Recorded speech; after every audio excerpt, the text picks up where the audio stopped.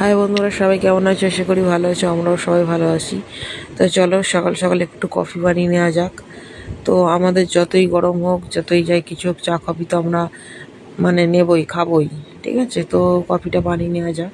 তো প্রথমে চিনি আর কফি দিয়ে উষ্ণ গরম জল দিয়ে এটাকে ভালো করে ফাটতে রাখবো। তো এই দেখো, আমাদের বাড়ির পুচকিটা এখন বায়না ধরেছে, ও একটু নাকি এইভাবে ফাটবে।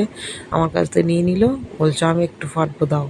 তো ওকে দিয়েছি ফাটার জন্য। তো এইভাবে ফাটতে থাকুক।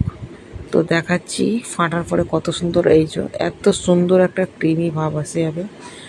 তো এইটাকে নিয়ে আমরা তিনজন খাবো বলে 3টে গ্লাসে করেছিলাম।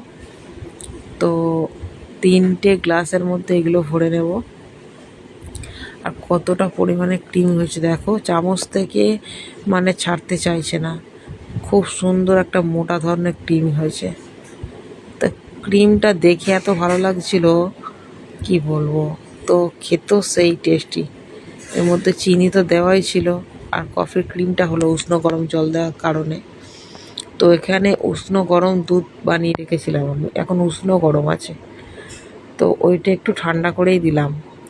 তো এইটা ঠান্ডা করে দেওয়ার কারণটা হলো কি, আমরা এখন কোল্ড কফি খাওয়ার ইচ্ছা হয়েছে। ঠিক আছে, তো বন্ধুরা, তোমরা যে যে মনে করবে যে আমরা এটা হট কফি খাবো, তো ওটা উষ্ণ গরম দুধটা একটু টেম্পারেচার বাড়িয়ে নিয়ে ওটা দিতে পারো।